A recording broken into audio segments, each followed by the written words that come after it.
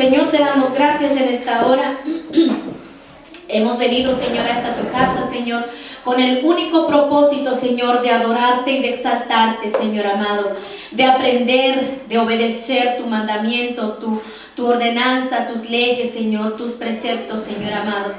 Porque, Señor amado, sabemos que aún estando hoy en este tiempo, Señor, en esa gracia, en esa salvación que es por la gracia, que es por medio de Jesucristo, reconocemos, Señor amado, que toda la ley, que todos los mandamientos, Señor, del Antiguo Testamento, tú lo resumiste en amar al Señor nuestro Dios con todo nuestro corazón y a nuestro prójimo como a nosotros mismos, Señor. Gracias, Señor, porque estamos obedeciendo ese mandamiento, Señor. En ese mandamiento, Señor, en amarte a ti, Señor amado, se resume, Señor, el no tener otros dioses, el no hacernos imágenes, Señor amado, de otros dioses, Señor, de nadie, Señor amado, sino a ti, Padre amado, adorarte a ti. Y el otro mandamiento, Señor, en el amar a nuestro prójimo, Señor, el amarnos, Señor amado, se resume, Señor amado, en no codiciar a nadie de nuestro prójimo, ni hacerle daño, Señor, ni hacer cosas indebidas, Padre Santo, a nuestro hermano, porque no lo estaríamos haciendo a nosotros mismos. En esta noche, Señor amado, quiero agradecerte por tu enseñanza, por tu palabra. Gracias, Señor, por este tiempo que nos das para poder aprender de tu palabra, mi Señor. Hay algo, Señor amado, en nuestro corazón y es el anhelo de verte, Señor, algún día, Señor. Pero mientras estamos en la tierra, en este cuerpo, Señor, que está sujeto a muerte aún todavía, Señor amado, queremos, Señor, guardar tus mandamientos, conocerte cada día más. Gracias, Señor amado, porque en Isaías dice tu palabra, Señor, que con grandes cosas nos responderás cuando clamamos a ti y te decimos, oh Señor, yo quiero conocerte cada día más, Señor. Enséñame, como dice Salmos, oh Jehová, tu camino, andaré yo en tu verdad, oh Jehová, aleluya. Bendito tú eres, Señor amado, que te ha, Señor, te ha dado, Señor amado, por tu gracia, en esa gracia, Señor, nos has dado, Señor, la gracia, Señor, de poder conocerte a través de tu palabra, Señor. Gracias, Señor, por revelarte a nosotros, Señor. Gracias, Padre Santo. Hoy en esta noche te decimos, Señor amado, gracias y queremos, Señor, estar prestos, atentos a tu voz, Señor. Te damos gracias, Padre, en el nombre de Jesús. Amén. Así, hermanos, pues les invito, ¿verdad?, a que tomen su lapicito si está anotando, si va anotando, ¿verdad? Y escribamos en nuestras notas, en nuestros cuadernos, la regla número 4 de hermenéutica bíblica. Amén. Dice la regla número 4. Es importante tomar en cuenta el designio o propósito del libro o pasaje difícil de interpretar. Es importante tomar en cuenta el designio o propósito del libro o pasaje difícil de interpretar. Voy a leerlo una vez más. Es importante tomar en cuenta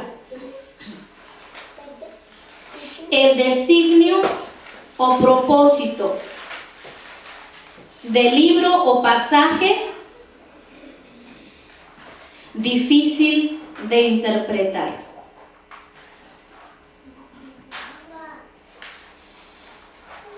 En esta cuarta regla nosotros vamos a ver unos pasajes, como dice aquí, el de tomar en cuenta el propósito por el cual se escribieron los libros, las cartas, ¿verdad? O el pasaje difícil de interpretar. Todo tiene un propósito. En la Biblia nosotros podemos ver varios ejemplos. Uno de los ejemplos podemos ver, ¿verdad? El libro de los Gálatas se escribió con el propósito de aclarar la salvación que es por medio de la fe y no por obras. Entonces, ese era el designio, ese era el propósito de la carta a los Gálatas, porque todo en la Biblia tiene su propósito, su designio, el por qué. Entonces, hoy en día nosotros podemos ver nuestras Biblias, en algunas Biblias, no en todas, pero casi en todas las Biblias, usted puede darse cuenta si usted ha leído su Biblia, tiene un resumen, una síntesis de lo que se trata la carta, la epístola, y te dice cuál es el propósito por el cual se escribió. Por ejemplo, los Gálatas. En resumen de los Gálatas, ¿verdad? Que se escribió para aclarar la salvación que era por medio de la fe y no por medio de las obras. Acuérdese que nosotros en Romanos habíamos estado viendo cuando estábamos estudiando el libro de Romanos, estábamos viendo el propósito por el cual se había escrito a los romanos, y en los Gálatas igual también, ¿verdad? Se les hacía esta aclaración que la fe, que la salvación era por medio de la fe, no era por medio de las obras. ¿Por qué? Porque se habían metido algunos a engañar, y otros, ¿verdad? Habían sido engañados en el sentido de que querían venir a judaizar a los creyentes, a los cristianos. Venirlos a judaizar en el sentido de que les decían que tenían que circuncidarse para cumplir la ley y guardar la ley. A lo cual Pablo, ¿verdad? Hablando, ¿verdad? Les decía, ¿verdad? Que cómo podían guardar, ¿verdad? La ley por medio de las obras, y esto era por medio de la fe. Nosotros ya tenemos un poquito del conocimiento de las Escrituras, que eso nos da a conocer que la fe es un don de Dios, es un regalo de Dios, la salvación. No es por obras para que nadie se gloríe. O sea, no es por obras que nosotros podemos ganar esa salvación o mantener esa salvación. Las obras, ¿verdad? Ahorita vamos a ver un poquito, son una evidencia de que nosotros somos hijos de Dios, ¿verdad? Y vamos a ver un poquito aquí en Romanos 3:28 acerca de esto. Entonces, el propósito por el cual se escribió la carta a los Gálatas era entonces porque había quienes querían judaizar a los cristianos, ¿verdad? A través de la circuncisión de la carne. Pero vamos a ver aquí en Romanos 3:28. Romanos 3:18. ¿Romanos 3:18 o 28? 28. Romanos 3:28. Dice la palabra del Señor: concluimos pues que el hombre es justificado por fe, sin las obras de la ley. ¿Sí? Vamos a estar aplicando esta regla número 4. Dice: concluimos pues que el hombre es justificado por fe sin las obras de la ley. Y vamos a ver otro pasaje en el cual ese es el propósito de que nosotros estemos estudiando, porque hay a veces los pasajes, como dice, son difíciles de interpretar. No se pierda de Romanos. Vamos a Santiago 2:24, y vamos a ver este pasaje. ¿Por qué es que dice así? Porque muchas veces como nosotros podemos leer y decimos, bueno, ¿se contradice la Biblia? ¿Verdad? Entonces, Santiago 2:24. Yo le voy a leer, usted quédese ahí en Santiago, y le voy a leer una vez más Romanos 3:28, y vamos a comparar estas escrituras. Concluimos pues que el hombre es justificado por fe sin las obras de la ley. Santiago 2:24 dice, vosotros veis pues que el hombre es justificado por las obras y no solamente por la fe. A ver. ¿Quién puede ver esa contradicción, digámoslo así, antes de poder de estudiar? ¿Quién de aquí puede ver una contradicción en estos dos pasajes? Aquí Pablo en Romanos está hablando que la salvación, sí, que la justificación por la fe es sin las obras de la ley, o sea, la salvación no es por obras. Pero en Santiago, ¿qué dice? Vosotros veis que el hombre es justificado por las obras y no solamente por la fe. O sea, si usted lee un pasaje y luego lee el otro, ¿cómo interpretaríamos? O sea, usted puede ver una contradicción ahí tan solamente leerlo, ¿sí o no? ¿Quién de aquí la alcanza a ver para ver más o menos hacer esta aclaración? ¿Alguien puede ver una contradicción en estos dos pasajes? ¿Lo ve? Bueno, una hermana lo alcanza a ver. Y ciertamente si nosotros leemos un pasaje y leemos el otro, decimos, Pablo dice que o sea, no es por obras. Pero Santiago dice que sí. Fíjese, aquí dice, vosotros veis pues que el hombre es justificado por las obras. Y Pablo dice que es por la fe. Entonces, nosotros nos ponemos y decimos, bueno, es que la Biblia se contradice. Es que Pablo dice que somos justificados por la fe y Santiago dice que somos justificados por las obras. Bueno, entonces, ¿quién tiene la razón? Decimos. Si lo leemos así nada más de un momento, alguien te puede traer una enseñanza de un pasaje así o de un otro pasaje y hay unas contradicciones. Pero déjeme decirle que no es la Biblia la que se contradice, sino muchas veces somos nosotros. ¿Por qué? Por no aplicar la regla número 3. ¿Qué dice la regla número 3 de hermenéutica? Hay que leer el contexto y el subcontexto. Hay que leer el texto y todo lo demás. ¿A qué se refiere? Y eso es lo que vamos a estudiar ahorita para poder interpretar, aplicando esta regla número 4, ¿verdad? El por qué se escribió este pasaje, ¿verdad? Ahí usted lo anotó. Entonces, Pablo dice que la salvación es por fe y Santiago dice que es por las obras. En esta regla en verdad nos va a enseñar lo que quiso decir cada uno. Pablo dice que nadie puede salvar haciendo las obras de la ley. Pero Santiago ataca el error de algunos cristianos que creían que una vez salvos podían hacer lo que les viniera en gana, seguir adulterando, seguir emborrachándose, seguir en parrandas, seguir en borracheras, seguir en todo porque ya habían alcanzado la salvación a través de la fe. Vamos a leer en Santiago, ahí mismo en Santiago 2:14, que dice: hermanos míos, ¿de qué aprovechará si alguno dice que tiene fe y no tiene obras? ¿Podrá la fe salvarle? Pregunta para ustedes. ¿La fe puede salvarles? Sí, porque la salvación es por fe.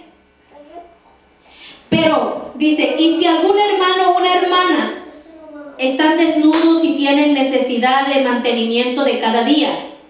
Y alguno de vosotros les dice, id en paz, calentaos y saciaos, pero no le dais las cosas que son necesarias para el cuerpo. ¿De qué aprovecha? Así también la fe, si no tiene obras, es muerta en sí misma. Pero alguno dirá, tú tienes fe y yo tengo obras. Muéstrame tu fe sin tus obras y yo te mostraré mi fe por mis obras. ¿Tú crees que Dios es uno? Bien haces. También los demonios creen y tiemblan. Mas ¿quieres saber, hombre vano, que la fe sin obras es muerta? ¿No fue justificado por las obras Abraham nuestro padre cuando ofreció a su hijo Isaac sobre el altar? ¿No ves que la fe actuó juntamente con sus obras y que la fe se perfeccionó por las obras? Y se cumplió la escritura que dice: Abraham creyó a Dios y le fue contado por justicia, y fue llamado amigo de Dios. Vosotros veis pues que el hombre es justificado por las obras y no solamente por la fe. Entonces, aquí nosotros podemos ver, ya leyendo el contexto, nos damos cuenta por qué Santiago está hablando de esta manera. ¿Por qué? Porque había muchos cristianos que en ese entonces, ¿verdad?, decían: pues ya son salvos.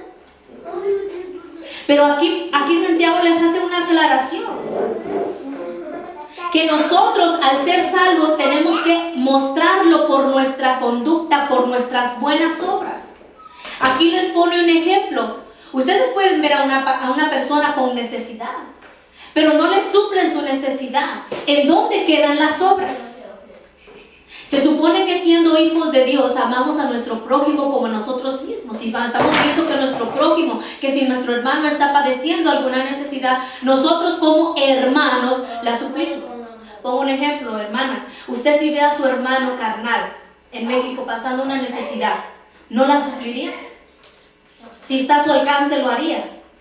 ¿Usted le supliría a su hermana una necesidad? ¿Usted le supliría a su hermano una necesidad? ¿Por qué? Porque lo ama. Entonces, si nosotros somos hermanos en Cristo y vemos la necesidad que hay en nosotros y no las mostramos por nuestras obras, aquí le dice: muéstrame tu fe por tus obras. Muéstrame que eres un hijo de Dios, ¿verdad?, viendo tu manera de ser, de comportarse. Yo le puedo decir, hoy en día hay muchas personas que se dicen ser cristianos y se dicen ser hijos de Dios. Para el cristianismo es una vergüenza, hermano. Es vituperado el nombre de Cristo por muchos que se dicen ser cristianos, porque nada más van a una iglesia, porque nada más van con una Biblia o un día a la semana o un día o por 1 hora, 2 horas van a la iglesia y se hacen llamar y se dicen ser hijos de Dios. Pero cuando usted ve sus obras, la palabra de Dios muestra, ¿verdad?, que dice: el árbol se conoce por sus frutos. Nosotros como cristianos, ¿verdad?, damos frutos. No puede un árbol malo dar buenos frutos, ni un árbol malo dar buenos frutos. Nosotros se nos compara, ¿verdad? Con esa vid, que el Señor es la vid y nosotros somos esos pámpanos, somos esas ramas que traemos fruto, que llevamos mucho fruto. Y al contrario, dice el Señor que aquel que lleva fruto lo limpiará para que dé más fruto. Entonces, ¿cuáles son las obras? Hermano, pues las obras son una demostración, son una evidencia de que nosotros somos salvos. Si nosotros siguiéramos nuestra vida igual como nosotros la vivíamos antes, ¿qué cambio haría? ¿Qué cambio veríamos en nosotros? ¿Cómo demostraríamos que antes no éramos cristianos y que hoy somos cristianos? ¿Cómo nos mostramos? ¿Cuáles son esas obras? ¿Cuáles son esos frutos? ¿Cuáles son esos cambios que hay en nuestra vida? Si seguimos haciendo lo que antes hacíamos. Entonces, las obras son una evidencia, es una demostración de que nosotros somos salvos. Pero no significa que nosotros podemos hacer lo que quieramos, lo que nos dé nuestra regalada gana. ¿Dónde quedarían pues nuestros frutos de buenas obras? En un pasaje de la palabra de Dios dice: las buenas obras Dios las preparó para que anduviésemos en ellas. Si nosotros, hermano, o si tú no das fruto de Dios, no eres simiente de Dios, no eres semilla de Dios. Alguien que se dice ser un hijo de Dios y vive haciendo y deshaciendo su vida, ¿cómo dice que cree? ¿Cómo dice que es salvo? Porque aquí dice, ¿va? muéstrame por lo que tú crees, por lo que haces. Las obras en sí no salvan, pero son un reflejo de nuestra salvación. Aquí Santiago les está aclarando, les pone el ejemplo de Abraham. Abraham no solamente por haber creído y ser llamado el padre de la fe, el amigo de Dios por la fe, él también tuvo que mostrar su fe por obras. ¿Cómo? Llevando a su hijo Isaac y ponerlo en el holocausto para el sacrificio. Él lo hizo. Le fue contado así como que si lo hubiese hecho por medio de la fe. Pero si Abraham nada más se hubiera conocido como el hombre de fe y no hubiera actuado, ¿qué pasa? ¿Dónde quedarían las obras? ¿Dónde quedaría la evidencia? Eso quedó como una evidencia de que él tenía esa fe y lo mostraba por sus obras. Ahora, nosotros decimos que creemos. ¿Dónde quedan nuestras obras? Entonces, aquí nosotros podemos aclarar que Pablo decía que la salvación, la justificación es por medio de la fe sin las obras. O sea, que nadie puede venir a ser salvo porque yo lo hice o porque por mis obras yo soy salvo. Eso estaba diciendo Pablo. Y Santiago dice, ciertamente que las obras, ¿verdad?, no son las que salvan, pero sí que son una evidencia de que somos salvos. Ahora ya que entendimos un poquito, ¿entendieron? Ahora que entendimos un poquito, volvamos a leer Santiago, que dice, Santiago 2:24, vosotros veis pues que el hombre es justificado por las obras y no solamente por la fe. ¿Ahora ya entendió? Entonces, ¿cómo nosotros podemos entender los pasajes paralelos cuando nosotros, ¿verdad?, leemos el contexto y aplicamos la regla número 3 en este sentido, haciendo esa aclaración de que tenemos que leer el contexto para ver de lo que se trata el texto? Ok. Entonces, vamos a ver otro ejemplo en Mateo 19:16. Mateo 19:16 dice: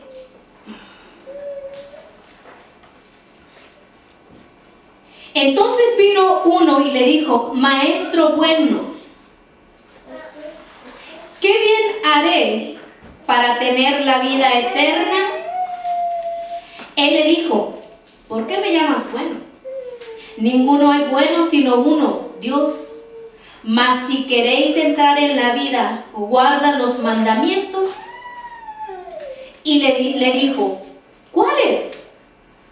Y Jesús dijo, no matarás, no adulterarás, no hurtarás, no dirás falso testimonio, honra a tu padre y a tu madre, y amarás a tu prójimo como a ti mismo. El joven le dijo, todo esto, ¿verdad?, lo he guardado desde mi juventud. ¿Qué más me falta? Fíjese, nosotros podemos ver que este hombre no era tan inocente como se miraba, porque este hombre vino como a presumir, ¿verdad?, ante Jesús que él era bueno. Por eso a Jesús le decía, maestro bueno, queriéndose igualar, porque él había guardado, decía haber guardado los mandamientos. Fíjese la pregunta que le hace en el versículo 1.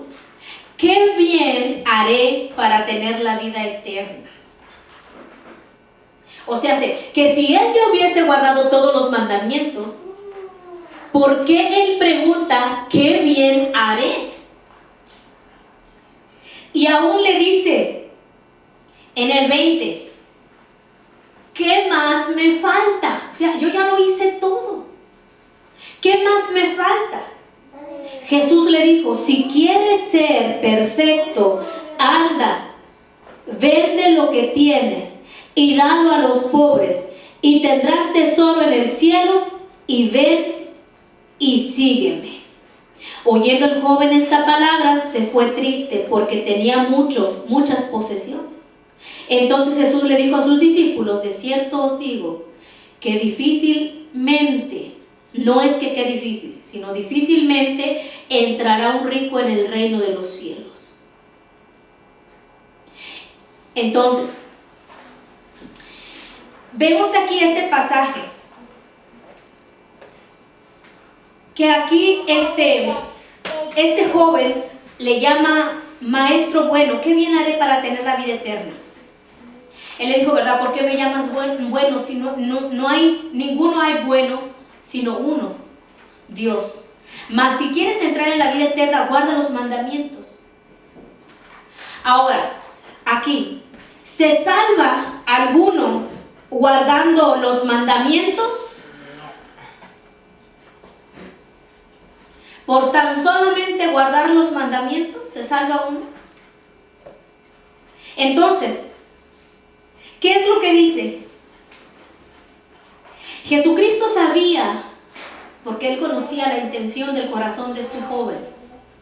Y se veía que era un joven ya adulto, porque Él dice, yo he guardado todo esto desde mi juventud. Jesús conoce nuestros corazones, nuestras intenciones, nuestros pensamientos. Y Él dijo, le dio en el clavo, le dio en el defecto, que Él lo que tenía era vanidad. Él lo que tenía orgullo en su corazón, por el tan solo hecho de que Él amaba todo lo que Él tenía y no quería desprenderse. Porque Jesús le dijo, anda, ¿verdad? Vende todo lo que tienes y dalo a los pobres. Pero le dijo otra cosa, sígueme. Ay,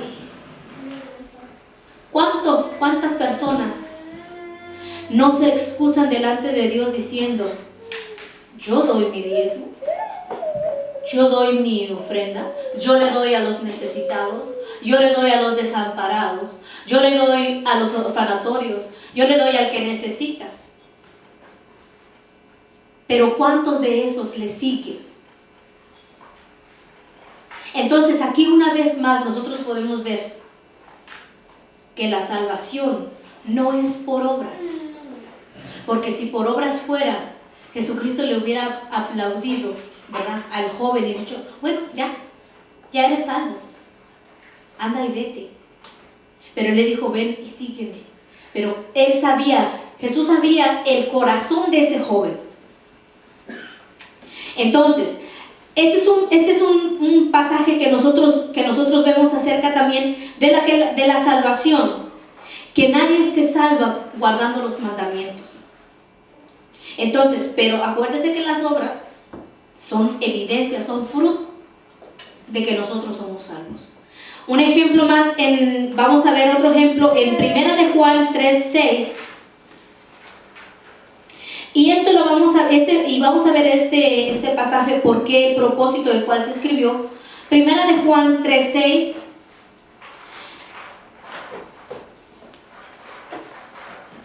Dice la palabra: todo aquel que permanece en Él no peca. Todo aquel que peca no le ha visto ni le ha conocido. Entonces, si nosotros leemos este pasaje, lo sacamos de su contexto y decimos, todo aquel que permanece en Él no peca. Ya ven, nosotros como cristianos no pecamos. Como ahora se dice, el cristiano ya no peca sino comete errores, pues es lo mismo. Entonces, dice, todo aquel que permanece en Él no peca. Todo aquel que peca no le ha visto ni le ha conocido. El propósito de este versículo es que algunos cristianos engañados creían que porque ya eran salvos podían hacer lo que quisieran, lo que querían. Hoy en día muchos cristianos de igual manera son engañados, no solamente en este tiempo, no solamente en aquel tiempo, sino en este tiempo también. ¿Por qué usted cree que viene la confusión, el error, el engaño? La palabra del Señor nos advierte, aún en las epístolas les advertía, muchos vendrán, engañarán, si fuese posible a los escogidos. Ya tú eres salvo por gracia, ya tú eres salvo. Nosotros creemos que sí somos salvos por gracia, pero no para vivir la vida que nosotros antes vivíamos, porque entonces permaneceremos en el pecado para que la gracia abunde. De ninguna manera. No podemos decir que somos salvos si no mostramos nuestra fe con evidencias, con pruebas de que somos salvos por medio de nuestras obras.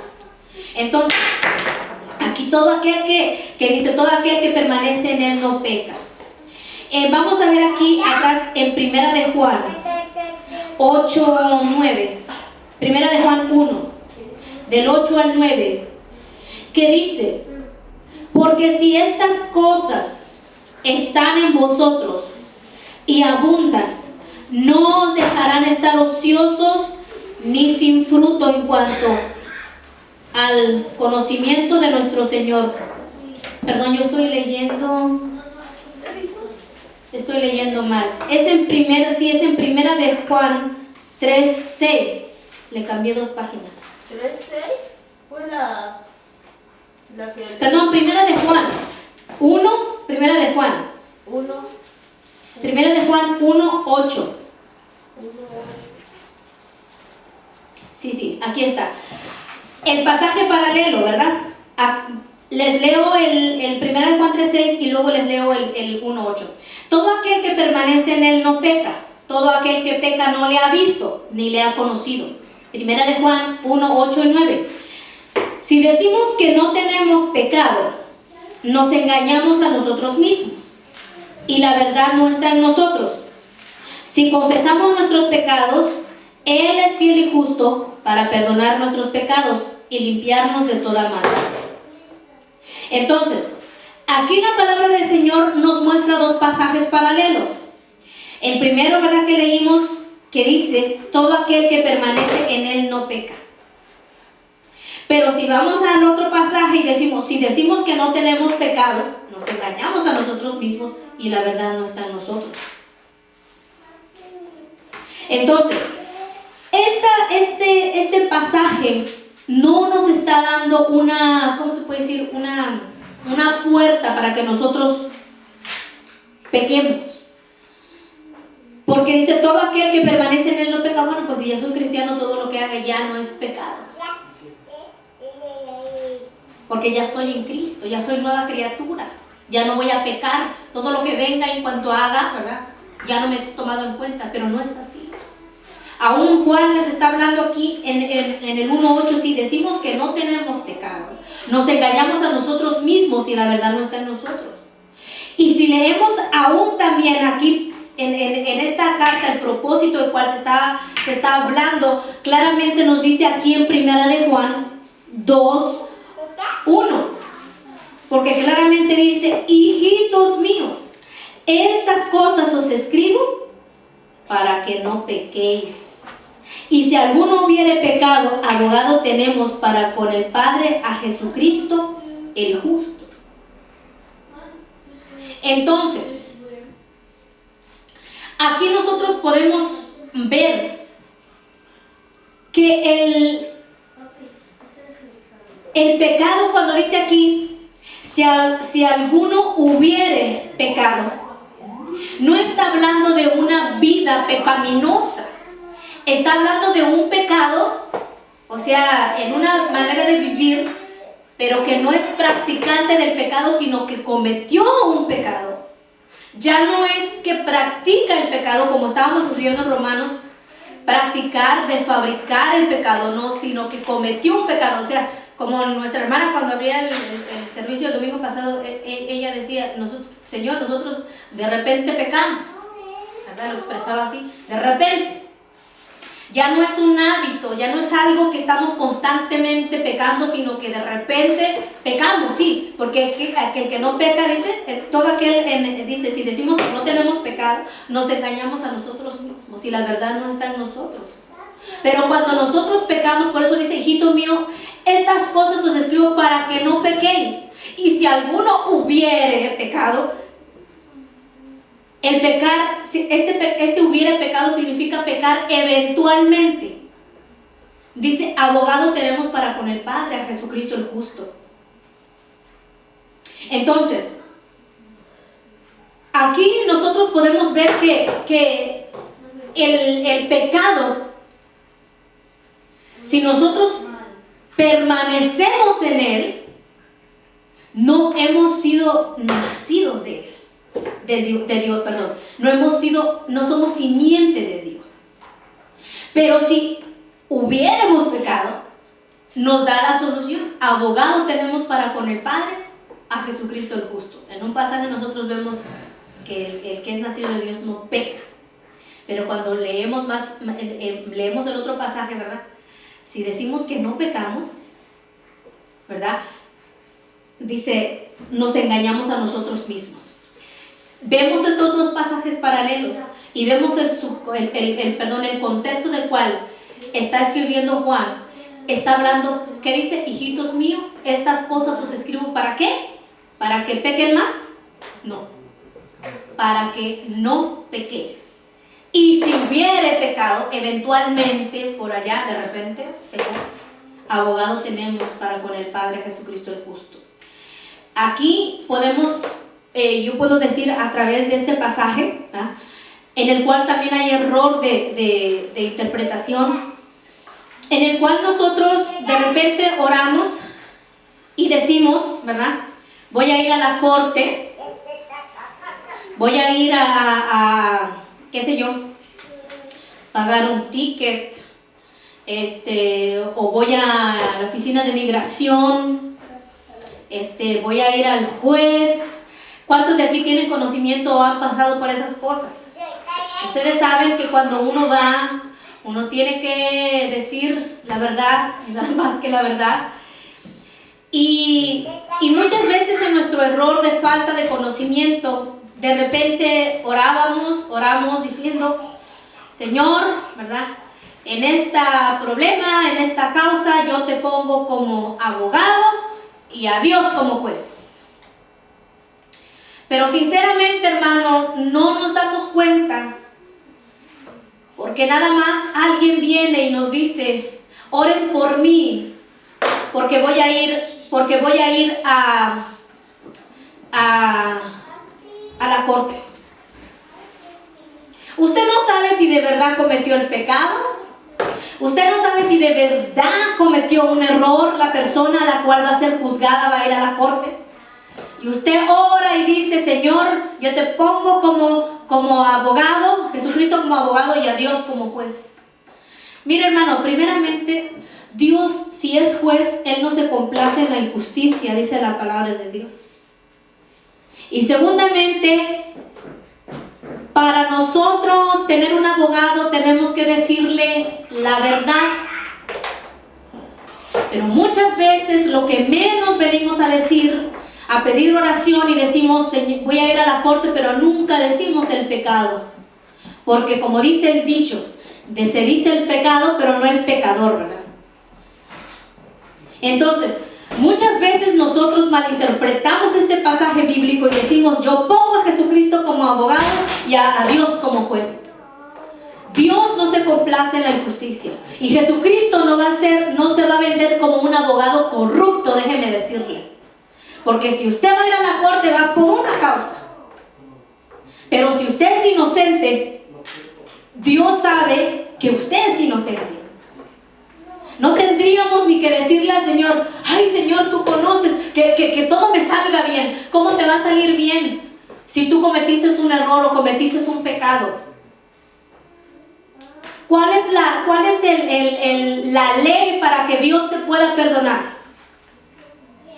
Que dice confesar nuestros pecados. Confesar nuestros pecados a Dios. Proverbios dice, el que encubre sus pecados no prosperará, mas el que los confiesa y se aparta alcanzará misericordia. Entonces, aquí también nosotros podemos ver una mala interpretación porque decimos, es que Jesucristo es nuestro abogado, ¿verdad? Y Dios es nuestro juez. Pero déjeme decirle, hermano, si usted va a ir a la corte aquí terrenal, usted va a pagar por los pecados, por las injusticias o por las leyes violadas de las leyes terrenales. Y nunca puede usted meter a Dios si usted es culpable.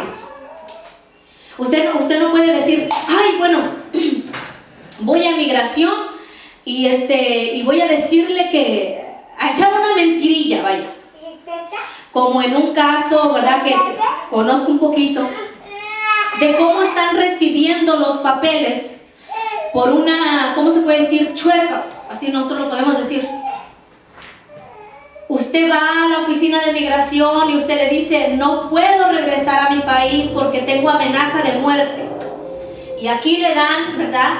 Un amparo, lo acogen, lo protegen. No sé cómo, no me acuerdo bien cómo se llama esa oportunidad que a usted le dan, porque si usted regresa a su país, usted está amenazado de muerte y usted, el gobierno lo ampara, lo recoge, lo protege y lo deja quedarse en Estados Unidos. Muchas personas están haciendo eso. Dígame usted, ¿eso es derecho o es chueco? Algunas veces sí, ¿verdad? Algunas veces puede ser que sí.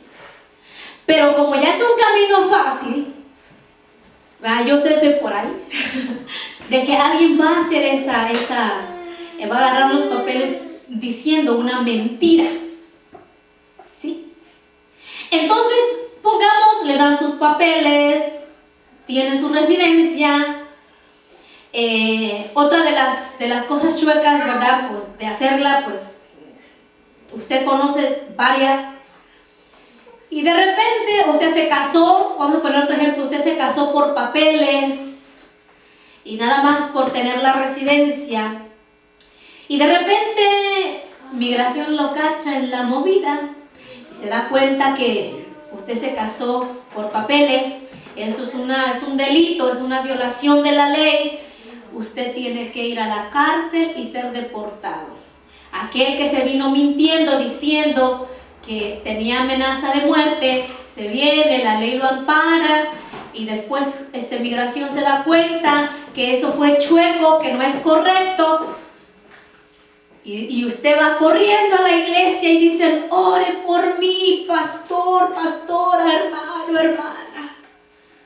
No quiero que migración no quiero ser deportado por migración porque tengo hijos, porque tengo acá, porque tengo allá. Y usted bien misericordioso, más que Dios, dice, vamos a orar, hermano, y vamos a pedirle a Dios que todo eso, ¿verdad?, sea cancelado. Vamos a poner a Dios como juez y a Jesucristo como abogado para que todo le salga bien. Oramos y decimos, Señor, ¿verdad?, que cuando vaya migración todo salga bien, que ya todo esto se borre, que todo acá y todo allá. Pregunta, ¿usted cree que ese hermano va a salir victorioso de ahí? No. ¿Por qué usted cree? Porque primeramente usted lo hizo chueco, no lo hizo bien. Y segundamente porque Dios no es un Dios injusto, nuestro Dios no es un Dios injusto. Nosotros no somos más misericordiosos que Dios. Dios puso leyes terrenales en esta tierra, hermano. Aunque Dios, ¿verdad?, aunque en la ley de Dios, ¿verdad?, no se ha permitido el aborto, matar a un ser que tiene vida. ¿Por qué usted cree que esas leyes están en la tierra?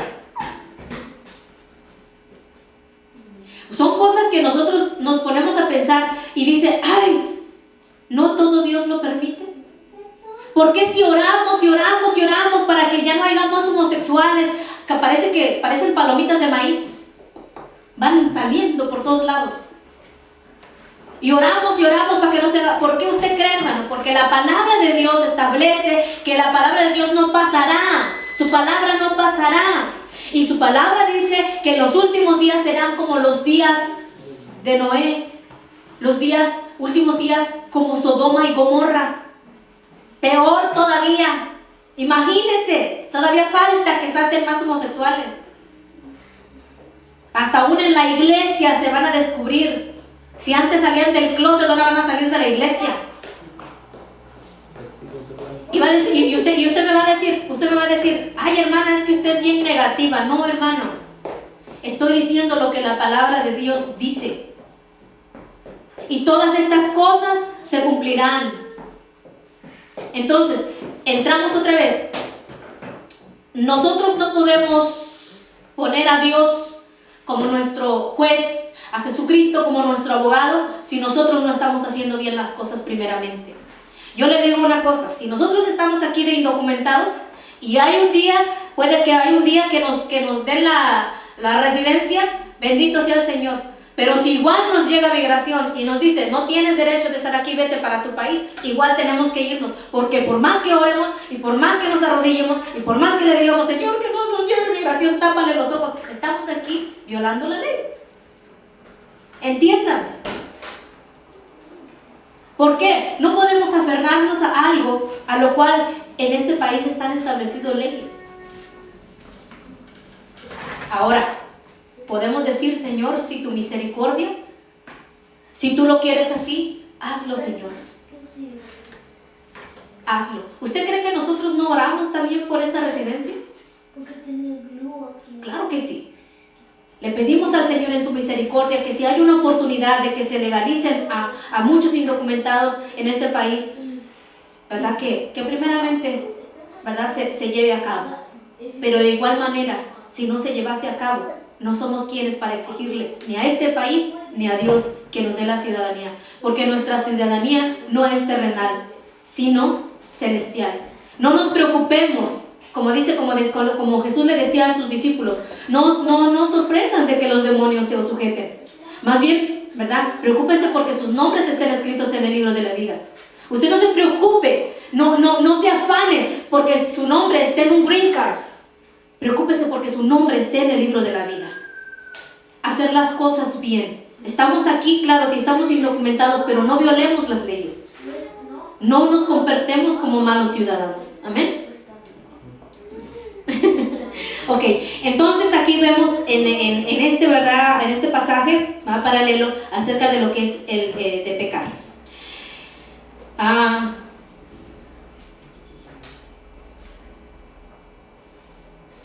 Vamos entonces ahora a entrar en la regla número 5. Y usted puede anotar en su cuaderno. Regla número 5. Es importante comparar los pasajes paralelos.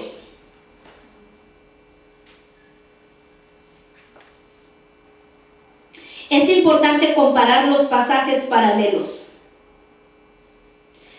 Usted puede poner entre paréntesis o puede decir, o sea, los que tienen una relación entre sí, que tratan de algún modo el mismo asunto. Es importante comparar los pasajes paralelos, entre paréntesis, los que tienen una relación entre sí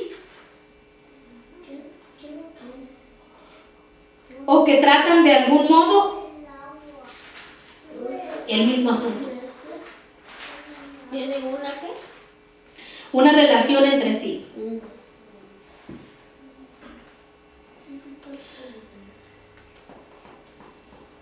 O que tratan de algún modo el mismo asunto. Para aplicar esta regla es un poquito más fácil aplicarla.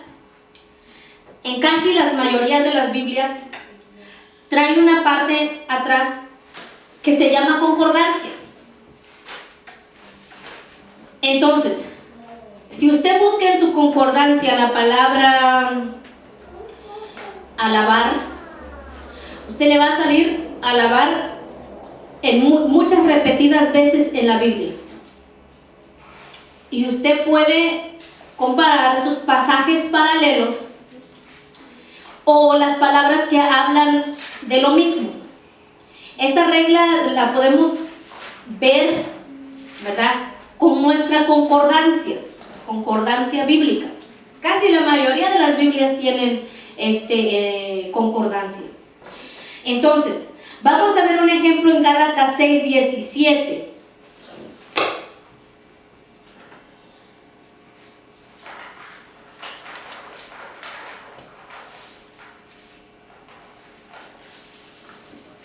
Gálatas 6:17 dice: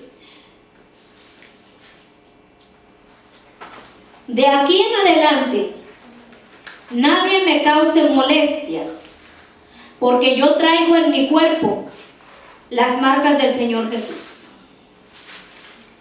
Cuando habla aquí de las marcas del Señor Jesús, no se está refiriendo a los estigmas. ¿Qué son estigmas? Ahora en Semana Santa se da mucho a conocer por medio de la televisión, por medio de las entrevistas, a muchas personas que tienen marcas en su cuerpo. ¿Cuántos de ustedes saben de lo que les estoy hablando? Personas que tienen, ellos dicen que son los clavos de Cristo en pies, en sus manos, en sus costados. Esas obras que ellos dicen ser porque Cristo les dio esos estigmas, esas marcas. Créame, hermano, que todas esas personas, casi por lo general, ninguno de ellos dice: yo soy cristiano y estoy llevando el padecimiento de Cristo en mi cuerpo. Jesucristo dice en la palabra, en Isaías 53, que Él llevó en su cuerpo todo el castigo, ¿verdad?, de nuestro pecado. Fue inmolado, fue molido por nuestros pecados. Él llevó todas esas marcas en su cuerpo, los latigazos, todo. Ahora, Dios le daría una señal a una persona como señal de que lleve en sí, en su cuerpo, los azotes, el castigo de Dios sobre otra persona. Todas esas, si usted se da cuenta, hermano, casi todos esos no son cristianos. Bueno, no, por los casos que yo he visto son católicos, y llevan como dice ahí, en su cuerpo, los estigmas. Pero aquí Pablo, ¿verdad?, dice una palabra, ¿verdad? Dice: de aquí en adelante nadie me cause molestias, porque yo traigo en mi cuerpo las marcas del Señor Jesús. O sea que podría decir que Pablo tenía estigmas. Ahora vamos a ver. Un pasaje paralelo está en 2 de Corintios 4:10. Vamos a leerlo, 2 de Corintios 4:10. Dice: llevando en el cuerpo siempre, por todas partes, la muerte de Jesús, para que también la vida de Jesús se manifieste en nuestros cuerpos. Aquí Pablo está hablando y está diciendo que dice: llevando en el cuerpo siempre, por todas partes, la muerte de Jesús.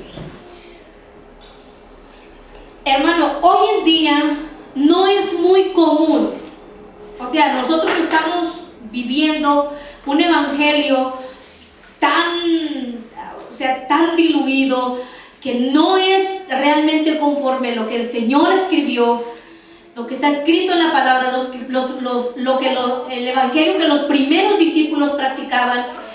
En aquel tiempo nosotros podemos ver que ellos murieron como mártires, dieron su vida, de los que están escritos en la Biblia, de los que no están escritos en la Biblia, pero de igual hay una historia, y la historia nunca se borra. En el Coliseo de Roma, cuando mataban a los cristianos y se los daban de comer a los leones, cuando los ponían en pósteles como antorchas, los quemaban vivos. Ellos también fueron mártires, ellos también sufrieron, dieron su vida por Cristo. Hoy no es muy común de que por predicar el evangelio lo maten, pero eso no quiere decir que no haya personas padeciendo así. Podemos ver allá en esas partes de allá por Afganistán, por esas partes de allá de la India, por China y aún por Chiapas, en diferentes partes del mundo donde sí matan a los cristianos. Déjeme decirle que por más que se cubran, que por más que hagan, no aman su vida más. Yo en este tiempo me he dado cuenta que a mí, para que no me enferme, yo me cubro, me persino, me unto, me cubro con lo que usted quiera de Cristo, para que no me pase nada. Déjeme decirle que todos los que practican tales cosas aman más a su vida que al mismo Señor Jesús. Porque si nosotros no amáramos, dice, todo aquel que ame su vida, la perderá. Pero todo aquel que pierda su vida por causa de Cristo, la ama. Imagínese, si yo voy usted se imagina, o yo, usted, o los mismos evangelistas, saben a dónde van, saben que el evangelio no es bien recibido. ¿Qué hacen? ¿Usted cree que una persinada les va a servir? ¿Usted cree que una untada de lo que sea les va a servir? No, hermanos, si ellos van es porque no aman a su vida. No, perdón, ellos aman su vida y la entregan por Cristo. No es que están amando su vida, no es que se están arraigando. A mí no me va a pasar nada porque soy un hijo de Dios y voy a entrar y voy a salir bien victorioso. Si Dios quiere vas a salir, y si Dios quiere también te vas a quedar ahí. Pero ¿qué se nos ha enseñado a nosotros? Amar nuestra vida.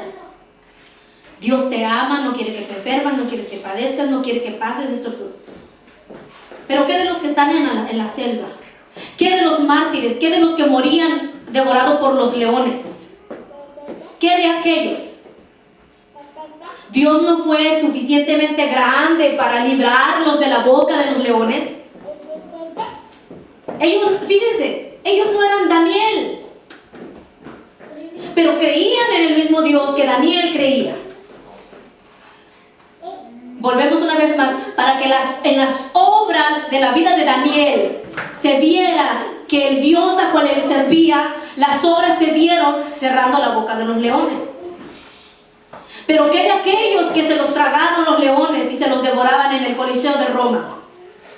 Era el mismo Dios. Dios es el mismo de ayer, de hoy y por los siglos de los siglos. ¿Que falló su poder? Se debilitó el poder de Dios y por eso ya los cristianos que estaban en el Coliseo de Roma no tenían poder, no oraban con suficiente poder. Y Daniel sí oraba 3 veces al día. No, hermano. Dios es Dios. Si Dios hubiese querido, los hubiera salvado de ahí. Hay testimonios, y yo se los he contado, del testimonio de la niña, que sus papás se los comieron los leones.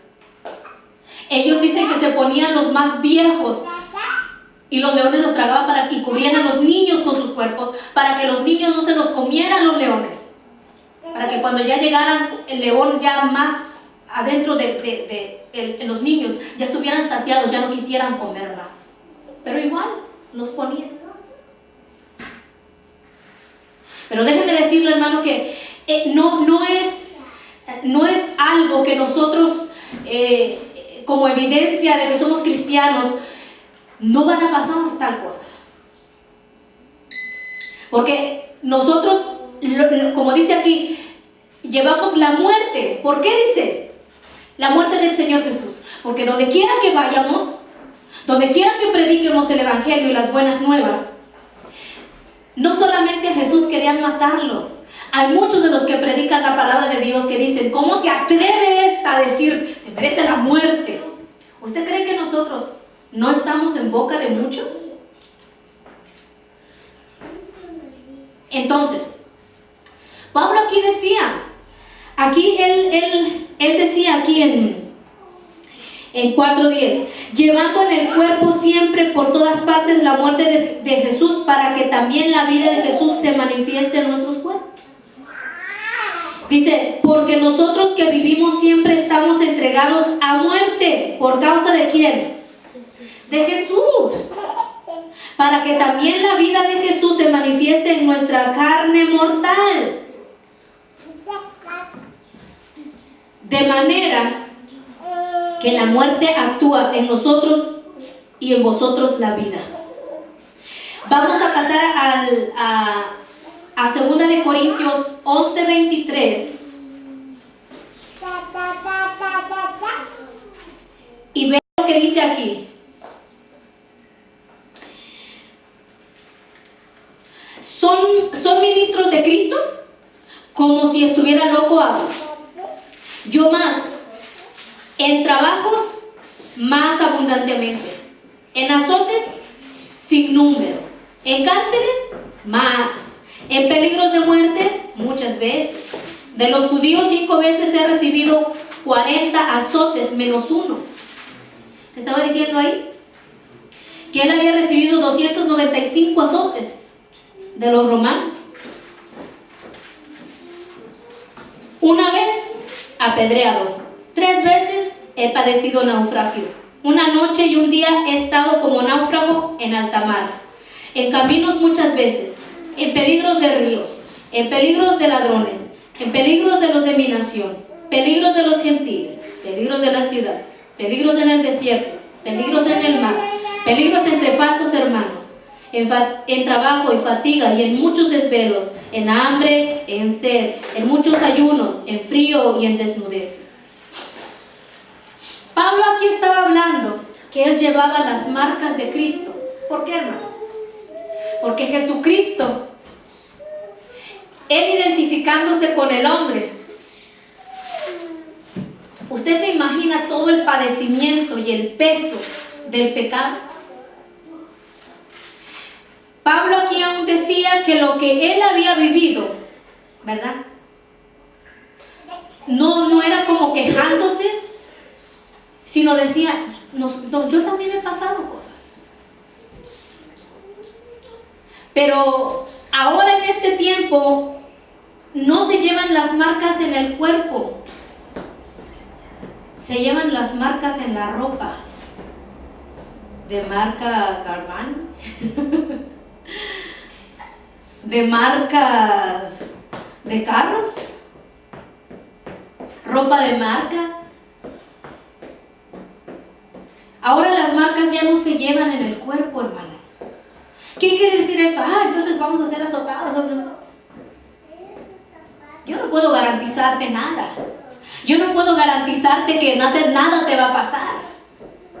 El único que te da garantía de esa palabra, de esa promesa, es Dios en su palabra, que dice, a sus ángeles mandará para que tu pie no tropiece en piedra. Caerán a tu lado 1000 y 10,000 a tu diestra, mas a ti no llegarán. ¿Pero qué? Si llegasen. Eso lo dice el que habita al abrigo del Altísimo. El que guarda su palabra, el que camina en integridad, el que guarda sus mandamientos. No el que vive haciendo y deshaciendo y después viene para que le echen un amuleto como para que me guarde, para que nada me pase. Hoy cuando veníamos con mi esposo, veía un letrero ahí en Victory Boulevard que decía, espiritista, se garantiza, soluciona los problemas. Sanidad, mal de ojo, se garantiza.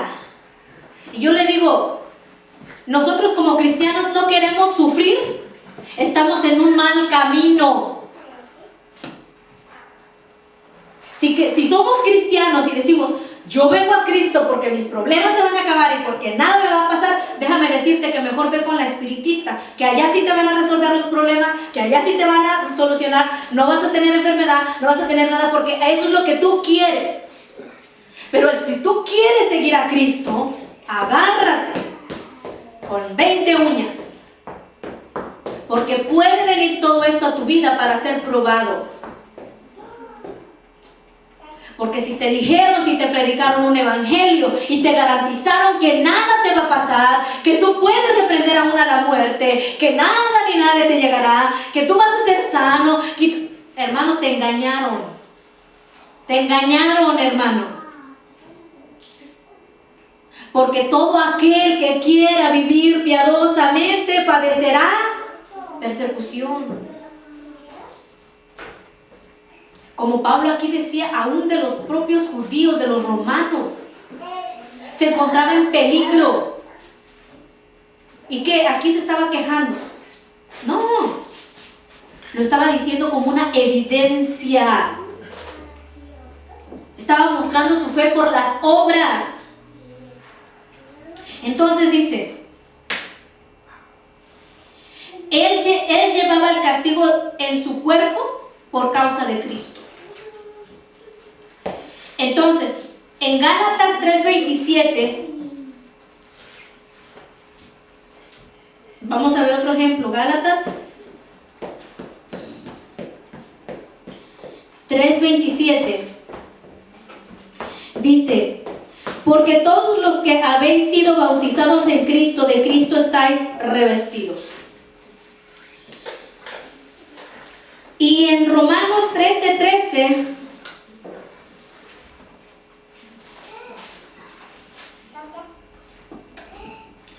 andemos como debía, honestamente, no en glotonerías y borracheras, no en lujurias y lascivias, no en contiendas y envidia, sino vestíos del Señor Jesucristo y no proveáis para los deseos de la carne.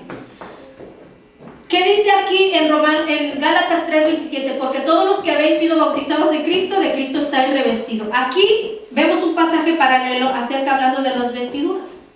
Aquí está hablando y dice: de Cristo estáis revestidos. ¿De qué? Del carácter de Dios, de la vida de Dios en nosotros. Es de lo que se está refiriendo aquí. De Cristo estamos revestidos. Y en Romanos 13:13 dice: andemos como de día, honestamente, no en glotonerías y borracheras, no en lujurias y lascivias, no en contiendas ni envidia, sino vestidos del Señor Jesucristo, y no proveáis para los deseos de la carne. En Colosenses 3, vamos a leer también Colosenses 3, otro pasaje paralelo, 3:12, dice: vestíos pues como escogidos de Dios, santos y amados, de entrañable misericordia. De aquí lo que está diciendo, ¿cuál es la vestidura? De benignidad, de humildad, de mansedumbre, de paciencia, soportándoos unos a otros y perdonándoos unos a otros, si alguno tuviera queja contra otros, de manera que Cristo os perdonó, así también hacedlo vosotros. Y sobre todas estas cosas, vestíos de amor, que es el vínculo perfecto. ¿Cuáles son las vestiduras? La humildad, la mansedumbre y sobre todo del amor. De esa vestidura está hablando. Esos son los pasajes paralelos, esos son los que en nuestra Biblia nosotros podemos usar las concordancias en lo que concierne a vestiduras o el ser vestidos de Cristo. Vamos a ver otro ejemplo en Hechos 13:22. Hechos 13:22. Y aquí vamos a hablar, ¿verdad?, de David. Dice: quitado les levantó por rey a David, de quien dio también entre sí testimonio, diciendo: he hallado a David, hijo de Isaí, varón conforme a mi corazón, quien hará todo lo que yo quiero. David era conforme al corazón de Dios, pero también pecó. ¿Pero por qué? ¿Porque pecó era conforme al corazón de Dios? No, sino porque se arrepintió, porque confesó sus pecados delante de Él. Él, cuando escribió el Salmo 51, dijo: crea en mí, oh Dios, un corazón nuevo, limpio, recto delante de ti. Porque Él reconoció su pecado. ¿Qué es ser conforme al corazón de Dios? Sí, que pequemos eventualmente, pero que reconozcamos nuestro pecado y nos acerquemos ante Dios, humillados y arrepentidos de lo que hemos hecho. El pasaje paralelo está en Salmo 2:35, perdón, Primera de Samuel.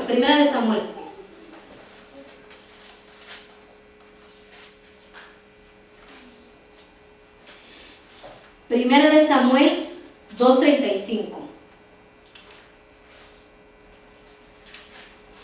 Dice: y yo me suscitaré un sacerdote fiel que haga conforme a mi corazón y mi alma, y yo le edificaré casa firme y andará delante de mí ungido todos los días. ¿De quién está hablando ahí? De David.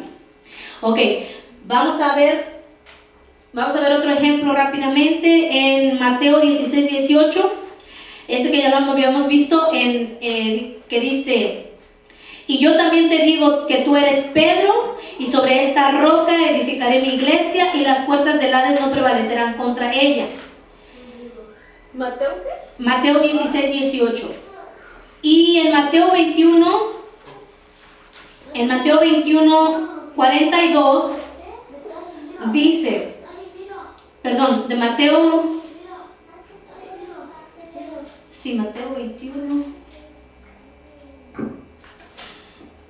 21:42 dice: Jesús le dijo: ¿nunca leíste en las Escrituras, la piedra que desecharon los edificadores ha venido a ser cabeza del ángulo? El Señor ha hecho esto, y es cosa maravillosa a nuestros ojos. Por tanto os digo que el reino de Dios será quitado de vosotros y será dado a gente que produzca los frutos de él. Y el que cayere sobre esta piedra será quebrantado, y sobre quien ella cayere le desmenuzará. Aquí está hablando, ¿verdad?, acerca de la roca que es Jesucristo, que Él era la piedra angular. Él era la piedra viva, acercándonos a Él, piedra viva, desechada ciertamente por los hombres, mas para Dios escogida y preciosa. Efesios 2:20 habla también, que dice: edificado sobre el fundamento de los apóstoles y profetas, siendo la principal piedra del ángulo Jesucristo mismo. ¿De quién estaba hablando ahí? De Jesucristo, ¿verdad? Hablando acerca también de que era Pedro, y sobre esta roca, de esa piedra hablaba de Jesucristo. Primera de Corintios 3:10 dice: conforme a la gracia de Dios que me ha sido dada, yo como perito arquitecto puse el fundamento y otro edifica encima, pero cada uno mire cómo sobre-edifica. Aquí, hermano, está hablando acerca de que el fundamento, ¿verdad?, es Cristo, ¿verdad? Dice conforme a la gracia de Dios me ha sido dada como perito arquitecto, puse el fundamento. Entonces, el fundamento, la roca. Y entonces dice: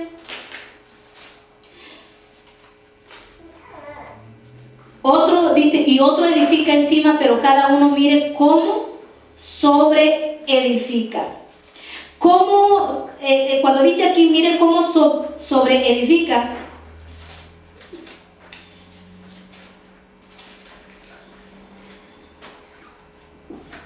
dice: porque nadie puede poner otro fundamento que es el que está puesto, el cual es Jesucristo. Y sobre este fundamento alguno edifica oro, plata, piedras preciosas, madera, heno, hojarasca. La obra de cada uno se hará manifiesta, porque el día la declarará, pues por el fuego será revelada, y la obra de cada uno, cual sea, el fuego la probará. Cuando dice: y sobre este fundamento alguno edificare oro, plata, piedras preciosas, madera, heno, hojarasca, está hablando de las doctrinas que se edifican. ¿Cuántas iglesias cristianas no conocemos? Muchas.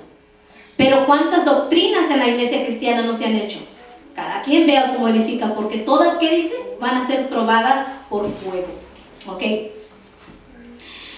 En 1 de Timoteo 4:10 dice que por esto mismo trabajamos y sufrimos oprobios, porque esperamos en Dios viviente, que es el Salvador de todos los hombres, mayormente de los que creen. En 1 de Juan 1:11 dice, a lo suyo vino y los suyos no le recibieron. Estaba hablando aquí de la salvación. Y Romanos 10:9-10 dice que si confesares con tu boca que Jesús es el Señor y creyeres en tu corazón que Dios le levantó a los muertos, serás salvo. Entonces, aquí cuando dice que por esto mismo trabajamos y sufrimos oprobios, en 1 de Timoteo 4:10, esperamos en Dios, en el Dios viviente, que es el Salvador de todos los hombres. Aquí cuando dice que es de todos los hombres, es que dice, en Juan dice, a los que creen, ¿verdad? Los que a los suyos vino, los que creen, y los suyos no le recibieron, pero a los que creen, como en Romanos 10:9 dice, que dice, todo aquel, ¿verdad? Que confesare que Jesucristo es el Señor, que creyere en su corazón, todo aquel, ¿verdad? Dice, será salvo. Entonces vemos aquí estos pasajes paralelos. ¿Qué nos ayuda esta cuarta regla de hermenéutica bíblica? A interpretar los pasajes paralelos para darnos una definición más correcta, una claridad más de lo que se está refiriendo el versículo bíblico. Amén. Bueno, vamos a dejar aquí en esta noche. Espero que hayamos aprendido un poquito más de la palabra del Señor, de cómo nosotros podemos ir manejando las escrituras. Amén. Vamos a ponernos sobre nuestros pies. Vamos a darle gracias a Dios por esta noche, por esta palabra. Señor, te damos